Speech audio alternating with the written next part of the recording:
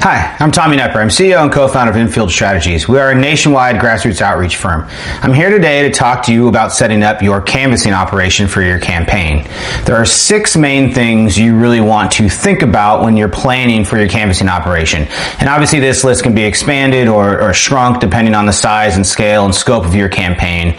But as you're thinking about setting up a canvassing operation, your grassroots outreach operation for your campaign, which all campaigns should have, there's six points that you need to touch on as you're going about that planning. 1, backwards plan from election day.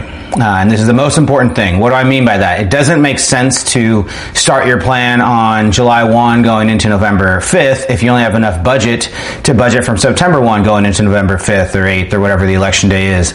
So make sure you start from election day and then backwards plan from there, knowing it'll take X number of days, weeks, or months to knock on the number of doors you need to knock on, to raise the number of dollars you need to raise, to talk to the number of voters you need to talk to, etc. And then also your budget is dependent on that, right? You can't fund an office and staff for 2 years, most likely. You're going to have to shorten that campaign timeline to some extent to make it reachable. So backwards plan from election day based on number of voters you need to reach, when absentee ballots go out.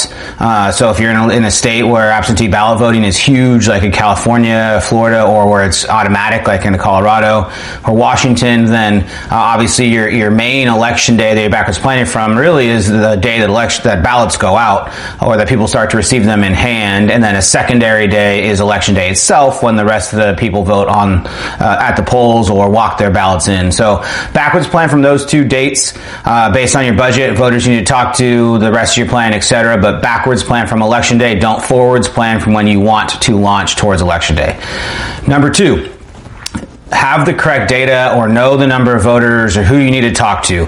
So if you are a larger campaign, you need to have a path to victory based on the votes that are coming in, or the votes that are gettable, or the votes that you can turn out, etc. And you need to know what that is. So whether you're just using a campaign manager, accessing old data from past cycles, or you are able to afford a polling company or a data modeling company, whatever it is, you need to have some sort of path forward, a number of voters that you need to persuade, a number of voters that you need to sign up absentee ballot or sign up as permanent absentee voters, a number of voters that you need to turn out on election day, a number of voters that you need to move to a third-party candidate maybe, whatever it is, but you need to have those numbers mapped out for you, who you need to talk to, why you need to talk to them, whether it's to motivate them for your campaign, to sign them up absentee, or to persuade them away from another campaign or towards your campaign, what have you.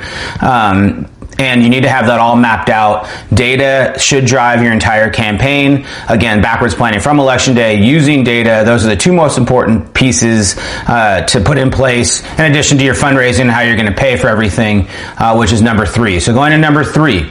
So number 1 is backwards plan. Number 2 is know what voters you need to talk to. Number 3 is budget. Really 1, 2, and 3 all go hand in hand. If you don't have the budget to reach the voters, then it doesn't matter. You can't reach them, right? So number 3 is know your budget, how much you can realistically raise and spend. And obviously this seems like a no-brainer, but the one key point to take into account from this one is you will raise more dollars down the stretch than you do in the beginning. So assuming that you're still a contender as you get towards the election, the dollars will flow in. So when you're thinking about budgeting, don't just budget based on the dollars you have now or the dollars that you're raising in, let's say, January, February, going into a November election. Plan based on an increasing dollar amount. Your fundraiser, your finance person should be able to help you with this. They'll know kind of roughly, what they think you'll be able to bring in later as you get close to the election in September, October. But plan with that in account, especially when it comes to grassroots. And what I mean by that is it takes time to recruit staff. And you cannot turn a grassroots operation on October 1. You can turn a digital operation on October 1. You can turn a mail program on within a week or a few days. You can turn a call program on or a TV program on within a relatively short period of time. But canvassing is people. It takes time to recruit, hire, train those people. And so make sure you are budgeting appropriately and realistically knowing and taking into account that you will raise more dollars down the stretch.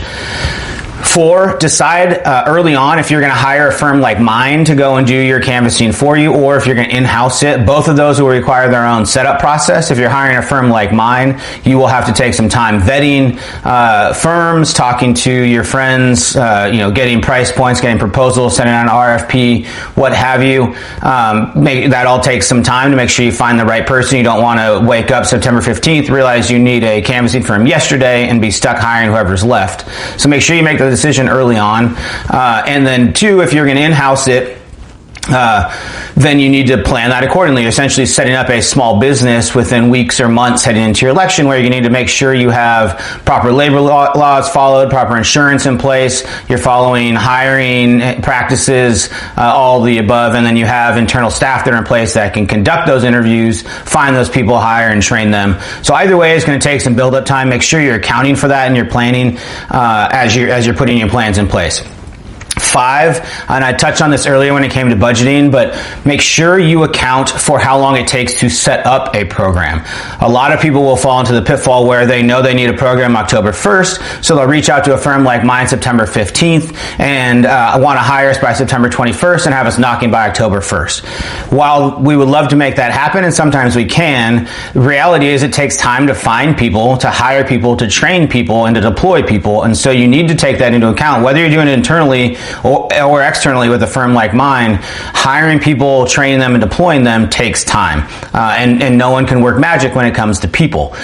So take that into account. You want to hire a firm like mine really as early as you can, or start to put plans in place as early as you can for hiring your own internal staff and get that ball rolling, or at least know that when you're going to get the ball rolling, and you want that to be a good 3 weeks at least, if not more, before when you actually want to start canvassing. So it gives you some lead up time to find the right staff, to train them up appropriately, and then to deploy them. 6 is really just combining all of the above factors. Once you have those 5 things in place, you need to combine it all into a robust plan. So if you're starting in February, going into an election in November, and you know you need to identify a certain swath of voters because you couldn't afford to hire a polling company, you need to have that mapped out. So you say, I'm going to have X number of staffers with X number of dollars in February, March, identifying voters. In April, May, June, we're going to switch to identifying and absentee sign up for the voters that we've identified as our supporters. Maybe mix in a little persuasion. July, August is going to be heavy persuasion and absentee sign-up for those people that come our way. And then, by October, your absentee chase. November, it's GOTV, those last 3-4 days going into election day. You need to have that all mapped out with dollars, with how many doors you're going to be knocking on, how many canvassers that will take to hit those numbers. All should be related to the data and the budget that you have, right? So if you need to identify a certain number of voters, that's coming from the data. Otherwise you're just kind of shooting in the dark and hoping to identify some voters and turn them out. Ideally, you need to identify 5,000 voters, 10,000 voters, 50,000 voters, and you need to persuade 10,000 of them and sign up 10,000 supporters as permanent absentee voters, and then turn out 30,000 people down the stretch and you win. That's where the data comes in. Knowing how to afford all those canvassers and knock on those doors, that's where the budgeting comes in. Knowing how many doors all your canvassers can knock on in those times, that's where a firm like mine comes in, or you hire a really good campaign manager who can map that out for you. But if you have all those first 5 points in place, and then you put it all together with 6, with a robust map of week by week, day by day, month by month, in terms of the doors you're going to hit, who you're talking to, why you're talking to them, what that's going to cost, how many canvassers it's going to take, all leading up to your absentee chase in October, and then your GOTV that final weekend going into election day, you are set up to win your campaign, at least from a canvassing perspective. You will have other aspects of the campaign to layer on top, and that'll be discussed in future modules. But if you follow these 6 steps, your canvassing program will be set up robustly, and you will be in a good spot to execute a sound canvassing program to win your campaign. Thank you very much.